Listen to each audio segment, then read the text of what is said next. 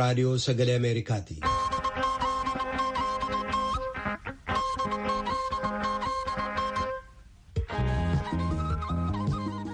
Raadiyoon sagalee Ameerikaa wixataa qabee haga jimaataatti galgala keessaa sa'a 2 walakkaa jalqabee haga sa'a 3 meetir baandii 22-25-31 irratti Waashingtan DC irraa akka dabarsu sagantaa afaan Oromoo amma jalqaba.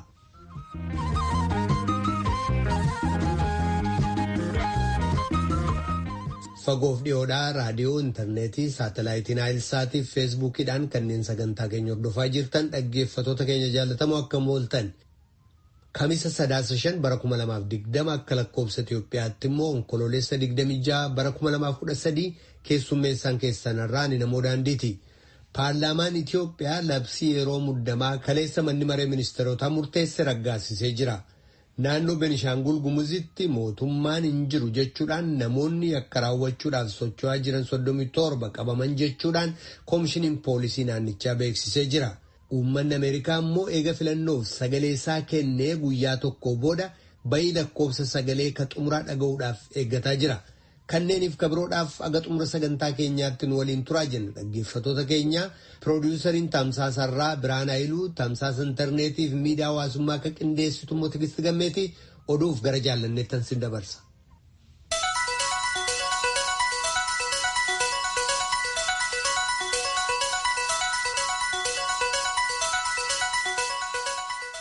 Attam ooltan kabajamtoota dhaggeeffatoota keenyaa oduun har'aaf qabnu kunuun. Ministiriin ittisaa kan Itoophiyaa har'a ibsa kennee jira. Gama kaaniin immoo bulchiinsi naannoo Tigraay xayyaaraan haleellaan narratti gaggeeffameera jedheera. Gabaasa Finfinnee fi Maqaleerraa nu ga'e oduu boodatti deebina. Naannoo daangaa Amaaraa irra kan jiran Sorooqaa fi Qilqaar keessatti walwaraansa gaggeeffameen humnootii adda bilisummaa uummata Tigraay yookaan TPLF hedduun harka kennuu isaanii pireezidaantiin bulchiinsa naannoo Amaaraa Tamasgan Xurunee ibsanii jiru. Walakkeessaa halkan kaleessaa qabee hanga har'a ganamaatti haleellaan irra deddeebi'uun gaggeeffame jiraatus tarkaanfiin deebisanii haleeluu gaggeeffameen iddoon to'annaa jala oolan jiraachuu ibsan. Humni addaa fi milishaaleen bulchiinsa naannoo Amaaraa akkasumas milishootaaf raayyaan ittisaa hooggana sadarkaa adda addaa fi miseensota waliin bifa qindoomina qabuun tarkaanfii fudhataniin Sorooqaa fi Qirqaar keessatti kan dirqamaan akka waraanan ta'e humnootiin nageenyaa Tigraay hedduun nagaan harka kennuu isaanii dubbatan. Naannoon sun guutummaatti to'annaa harka humnootii nageenya bulchiinsa naannoo Amaaraa jalas akka jiran beeksaniiru. Nan waraana jedhee kan filate fuula isaa naannessee humnootii addaa bulchiinsa naannoo Amaaraa gargaaree jechuudhaan obbo Tamasgan Xurunee dubbachuun isaanii gabaafamee jira.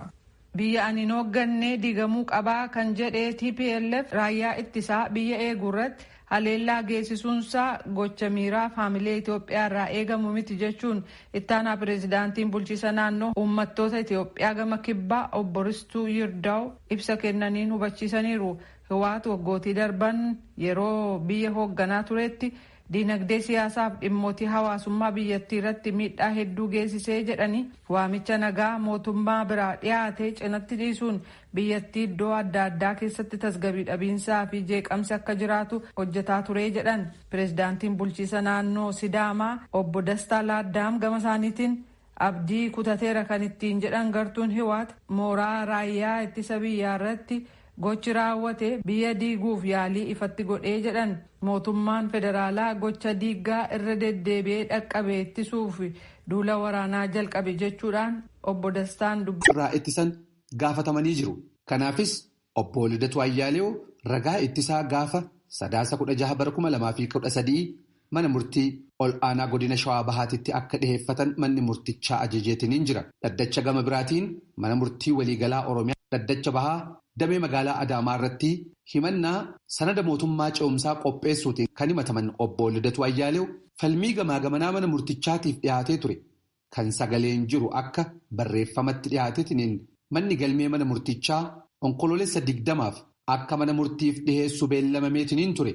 Abukaatonni obbo Lidatuullee dhaddacha kanarratti fayyaan obbo Lidatuu keessayyuu dhibee onneetiin wal qabateetiniin haala hammaataarraan isaan gahaatiniin waan jiruuf mirgi wabii isaanii eeggameetiniin akka haalli yaalatti argatan mijatu mana murtichaatiif dhiheessaniitiin jiru. Ajajni gaafa beellama onkoloolessa 13/2013 falmiin sagalee gamaa gamanaa taasifamaatiin ture waraabbiin barreeffamatti deebi'ee onkoloolessa 20tti akka dhiyaatu manni murtii waliigalaa dhaddachi bahaa ajajeetiin ture sababoota hojiin walitti baay'achuutiin dhihaachuu akka hin dandeenye bulchiinsi mana murtichaa dhaddachaaf ibseetiin jira. Sababa kanaanis manni murtichaa manni galmee mana murtii waliigalaa dhaddacha bahaa waraabbii sagalee falmii gamaa gamanaa gaafa 11/2013tti barreeffamatti garagalchee akka dhiheessu kan ajaje yoo ta'u gaafii dhimma fayyaatiin walqabatee obbo Lidatu Ayyaaleew mirgi wabii akka isaanii eegameetiniin biyya alaa deemaniitiniin yaalaman abukaatonni isaanii gaafatanii turan irrattillee gaafuma 11/2013 kana murtee kennuudhaaf beellamateetiniin jira. Gabaasa sagalee Ameerikaatiif Muktaar Jamaal Adaamaarraa. Keeniyaa keessatti lakkoofsi namoota vaayirasii koronaan qabamanii dabalaa dhufuun yaaddoo uumeera. Kanaafis jecha pireezidaantiin biyyattii Uhuruu Keenyaataa baatilee dhufan 2 hiriira siyaasaa gaggeeffamu kamiyyuu ugguranii jiru. Galmoo Daawit Naayiroobiirraa gabaasa erge qaba. Keeniyaa keessatti fulbaana darbe kan erga mootummaan biyyattii of eeggannoowwan duraan darbanii turan kaasee weerarri vaayirasii koronaa dabalee jira. Ministeerri fayyaa Keeniyaa weerarri vaayirasii koronaa fulbaana keessa 400 qofaa ture amma dachaa 4 dabalee 16 ga'eera jechaan beeksise. Kanarraa akka ka'es pireezidaantiin biyyattii Uhuruu Keeniyaataa kaleessa ajaja haaraa dabarsaniini hiriirri dhimma siyaasaaf gaggeeffamu kamuu akka hafu ajajanii jiru. All political gatherings and rallies are suspended for a period of 60 days and this to take effect immediately. Akkas jedhu Keeniyaataan har'aa kaasee guyyoota 60 dhufaniif hiriira siyaasaa kamuu gaggeessuun dhorkamee jira. Namni walga'ii siyaasaa gaggeessuu fedhu yoo jiraate garuu walga'ii isaa galma keessatti taasisuu qaba. Sunis akka ministeerri fayyaa jedhutti warri hirmaatu waan afaaniif funyaaniin haguuggatan kaa'achuu qabu. Darbees lakkoofsi isaaniillee 1/3 galma keessa ta'an sanaa taruu hin qabu. Raawwii ajaja kana akka hordofuufis ministeerri dhimma keessoo biyyaa poolisii Keeniyaa fi bulchiinsa kutaalee bulchiinsa Keeniyaa waliin gaarii ajaja kana raawwachiisu akka hundeessu ajajeera jedhu Keeniyaataan yoo dubbatan. Dubbii isaanii kaleessaatiin Keeniyaataan ajajawwan 17 akka dabarsan amma raawwiirra kan jiru labsiin namni dafee akka manatti galu ajaju har'aa kaasee galgala sa'aatii 4 haga barii sa'aatii 10 akka ta'u miseensonni kaabinee mootummaa walga'ii intarneetii qofaan akka gaggeessan hojjetoonni mootummaa umriin ganna 58 olii dhibee kana dandamachuu hin dandeenye mana akka hojjetan ajajan. Dabalaniis kutaaleen bulchiinsaa ogeeyyii fayyaaf meeshaalee of eeggannoo gahaa akka dhiyeessaniif barattoonni muraasni warri barnootatti deebi'an of eeggannoon akka barnoota itti fufan jedhanii warri kaanis amajjii dhufu kanatti akka barnoota jalqabuuf mootummaan hojiirra jiraachuu eeran. Keeniyaan keessatti har'aa fi kaleessa qofaa namoonni 40 vaayirasii koronaatiin lubbuun isaanii darbee jira. Gabaasa sagalee Ameerikaaf Galmoo Daawit Naayiroobii. Kan dhaggeeffataa jirtan raadiyoo sagalee Ameerikaa sagantaa afaan Oromooti. Lammiiwwan Yuunaayitid Isteetsi kibxata darbe yeroo dhumaaf sagalee ega kennanii booda ba'iin filannoo pireezidaantii Yuunaayitid Isteetsi eenyu akka ta'u agarsiisu uummanni Ameerikaa kamisa har'aas eegaa jira. Kutaalee morkii jabaan keessatti mul'ate keessaa 2tti Joo Baayiden ega injifatanii booda injifannoo waliigalaatti dhiyaataa jiru kan jedhame yoo ta'u pireezidaant Tiraampiif kanneen duula filmaataa gaggeessaa jiran immoo dogoggora hedduutu hojjetame jechuun gaaffii seeraa dhiyeessaa jiran. Kutaalee 6 jechuun Alaaskaa, Arizoonaa, Joorjiyaa, Navaadaa, Noorz Karolaayinaa fi Pensilveeniyaa keessatti eenyu akka injifate hin ibsamin jira. Uummannis gara dhaabbatoota oduu kan biyyattiitti gurra qeensaa jira. Ba'iin sagalee uummataa kan filannoo pireezidaantii Yuunaayitid Isteetsi itti dhiyeenya egaa agarsiise booda pireezidaant Tiraamp seeraan waan gaafatan akka qaban ibsaniiru. Kutaalee falmii cimaan keessatti mul'ate Joorjiyaa, Michigaanii fi Pensilveeniyaa keessaa sagaleen injifannoo argamu eenyu pireezidaantii akka ta'u baruuf dhimma ijoodha. Michigaanii fi Wiskaansan keessatti Baayiden injifachuu isaanii ibsameera. Kanneen Tiraampiif duula filannoo gaggeessan seeraan gaaffii kan kaasan ta'uu dubbataa jiran. Oduun har'aaf qabnu kanuma. Kadhagaa jirtan as Waashingtan DC irraa ka dabru raadiyoo sagalee Ameerikaa sagantaa afaan Oromooti. Paarlaamaan Itiyoophiyaa labsii yeroo muddamaa kaleessa manni maree ministeerotaa murteesse raggaasisee jira. Hoogganaan ajajoota humna waraanaa Itiyoophiyaa immoo waa'ee waraansa naannoo Tigraayitti geggeessamaa jiru ibsa kennanii jiru. Pireezidaantiin bulchiinsa naannoo Tigraay Dr. Dabratsiyoon Gabramikaa'ilis gama isaaniitiin haala kanarratti ibsa kennanii jiru. Gabaasaa Iskindir Fireew Mulugeetaa Asbaa ergan tujubeetu dhiyeessa. Ibsi har'a kallattiin ministirii ittisaa Itoophiyaa biraa kenname wal dhibdeen mootummaaf Iwwahaat gidduu jiru erga jalqabamee booda isa jalqabaati. Ibsa kana kan kennan ittaanaa hoogganaa waraana waliigalaa Jeneraal Biraanuu Juulaa kibxata galgalaa qabee waan uumame tuuta oduuf ibsaniiru.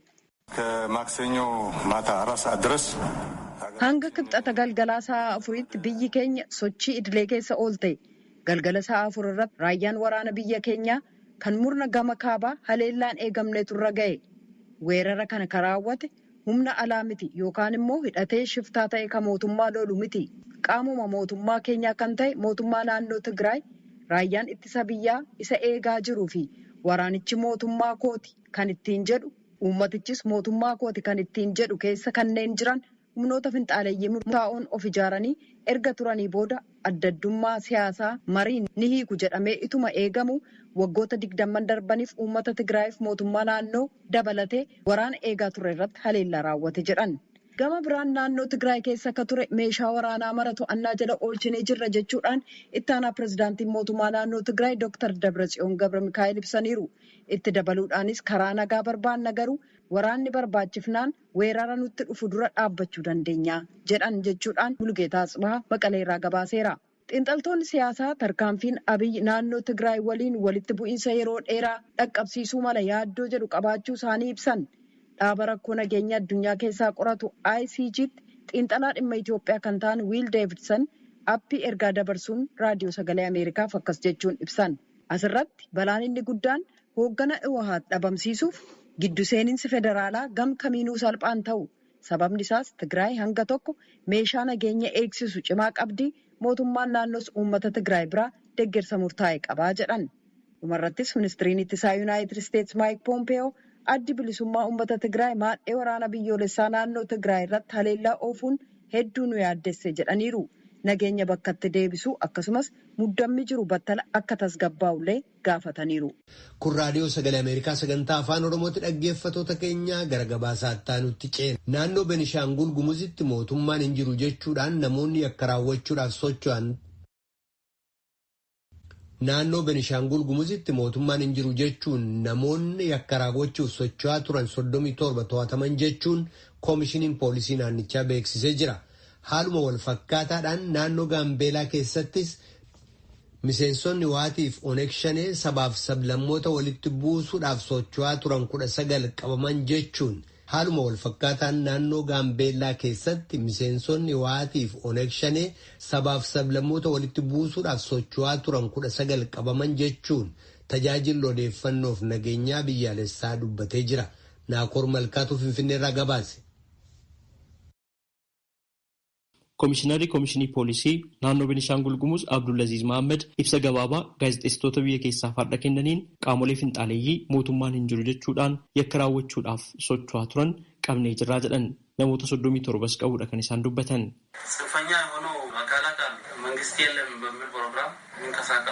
Qaamolee finxaaleeyyii ta'an sagantaa mootummaan hin jiru jedhuun kan socho'an kana booda mootummaan hin jiru jechuun dargaggoota gurmeessuuf karooraa fi sochii kan qabanii kan to'achaa jiru.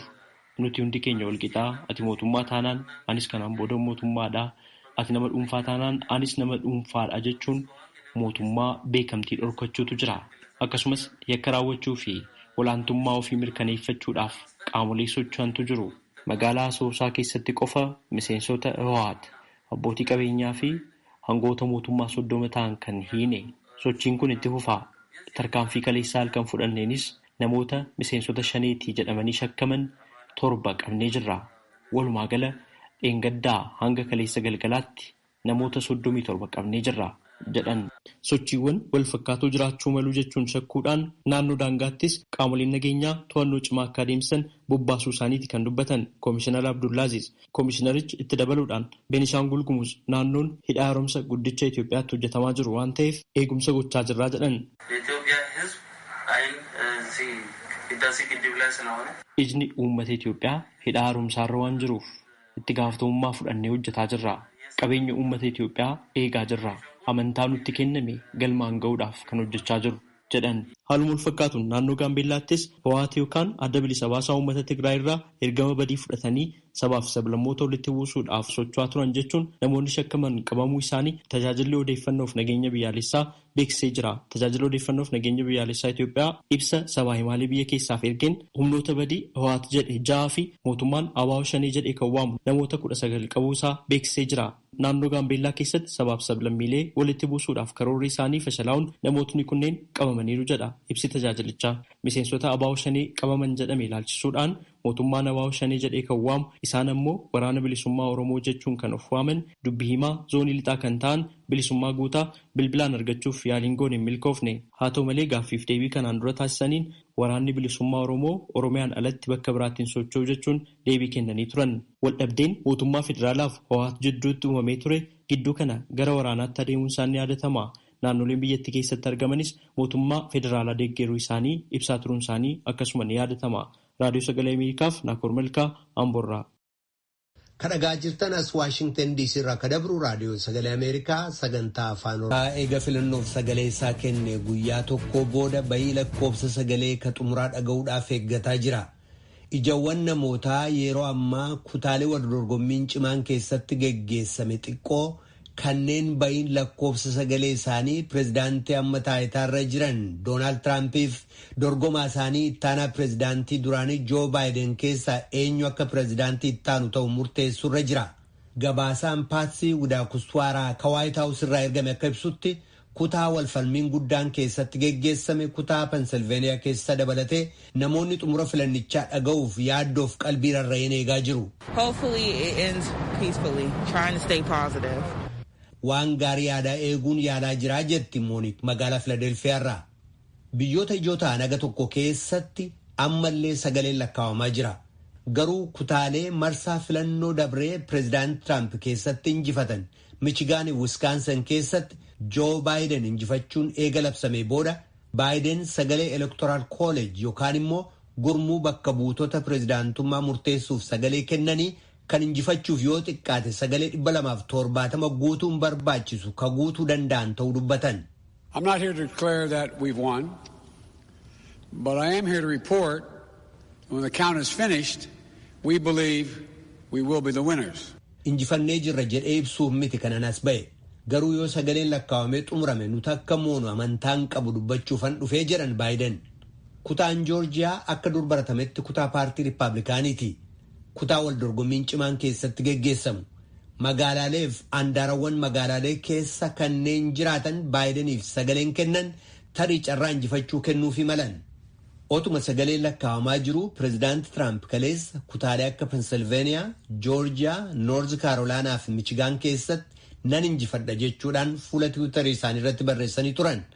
Gurmuun duula filannoo Tiraamp kutaalee Michigaanii fi Pensilveeniyaa keessatti Riippaabilikaanonni sagalee lakkaawamu akkaataa gahaatti arguu hin dandeenye jechuudhaan akka kutaalee lamaan keessatti lakkoofsi sagalee dhaabatu gaaffii seeraa dhiyeessee jira.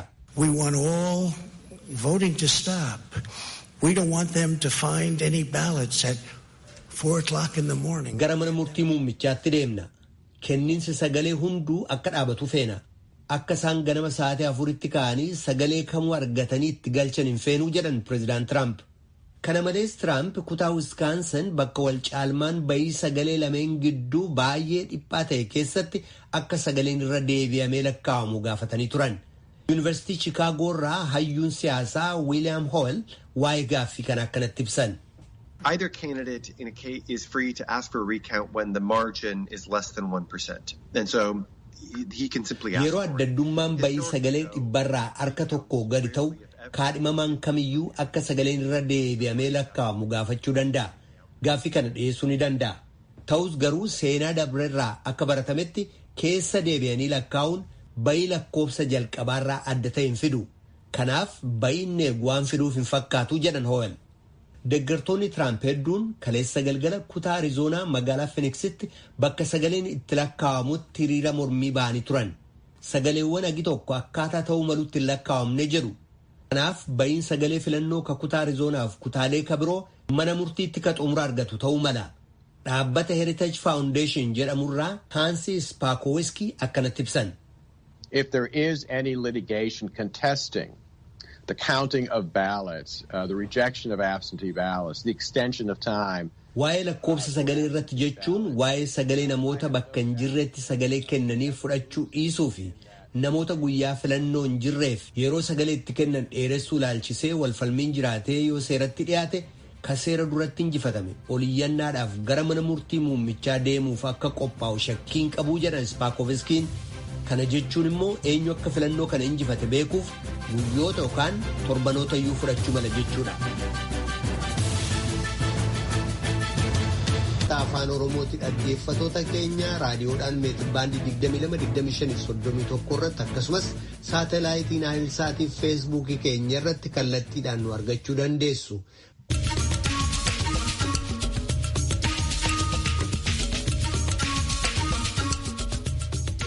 Addunyaa irratti lakkoofsi namoota COVID-19 qabamanii miliyoona 47 caalee jira. Addunyaa irratti lakkoofsi namoota COVID-19 qabamanii miliyoona 47 caalee jira.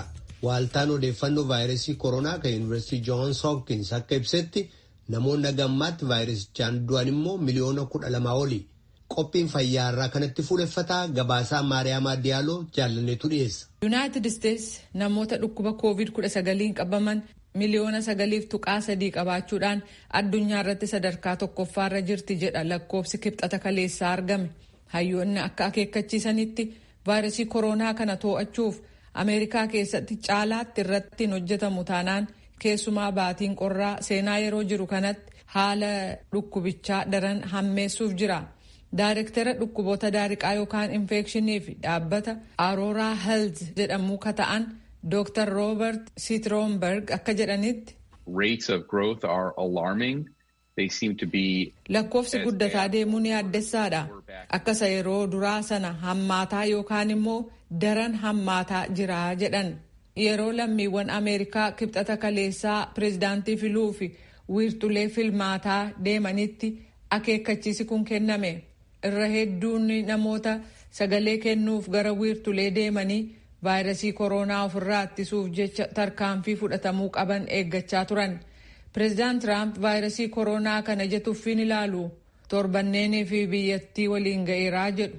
Mormituun isaanii Joo Baayiden immoo akkatti pireezidaant Tiraamp rakkoo COVID-19 geessisu itti qabanii jiran qeeqanii jiru. Kutaa Yuutahaa keessatti qondaala waa'ee wal'aansa fayyaa ka ta'an Raasel Vinik akka jedhanitti meeshaaleen ittiin weerara vaayirasii koronaa ittisuuf gargaaraman ka jiran ta'us